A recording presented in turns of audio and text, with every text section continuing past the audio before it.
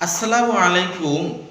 আমি আপনাদেরকে কিছু কথা বলতে চাই যে এখন প্রত্যেকটা মসজিদ থেকেই কিন্তু অনেক ওলামা হজরতরা আওয়াজ দিয়ে বলে যে আমরা লোন যে নিয়ে বিদেশে যাই এটা সম্পূর্ণ হারাম বলে দিয়েছে।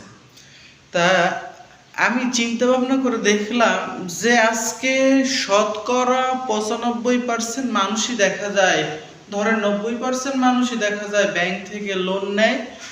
লোন নিয়ে তারপর তারা বাহিরে যায়, কিন্তু ইসলাম কি বলে? মানুষ লোন নিয়ে বাহিরে যাইতে পারবে না। এখন প্রশ্ন যে তাহলে আমরা কি করব, কি করে খাবো? দেশে তো ওইরকম কাজ নাই।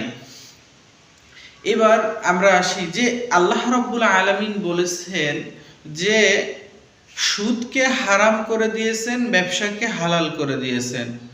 এখন আমরা ব্যবসা হয়তো এরকম নাই, সব কিছুর ভিতরে বাংলাদেশে দুর্নীতি হয়, এর জন্য আমরা দায় ঢাকা বা উপায় না পেয়ে কি করি যে ব্যাংক থেকে লোন নেই, এরপরে আমরা বাহিরে চলে যাই অথবা কিস্তিতে টাকা উঠাই বাহিরে চলে যাই।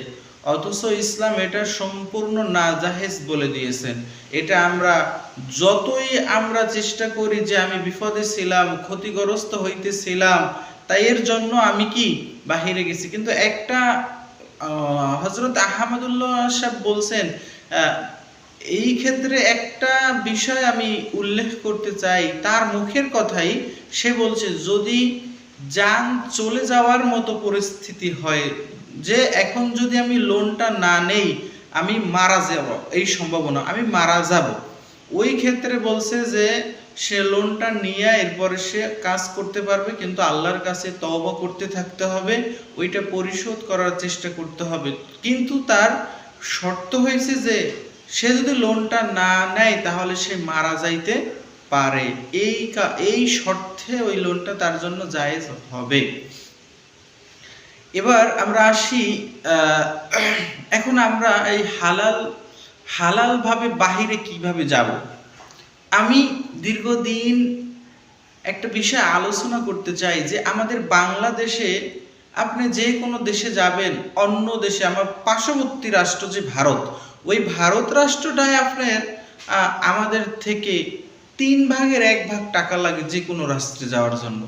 আপনার বাংলাদেশ থেকে আপনি ইউরোপ কান্ট্রিতে যদি যান তাহলে আপনার টাকা লাগবে ধরেন 15 লাখ টাকা এখন যদি বাংলাদেশ থেকে যান।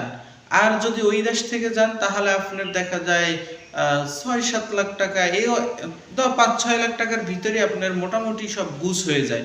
এখন আপনারা কিভাবে যাবেন এই চিন্তা। হ্যাঁ, আমি বলি যে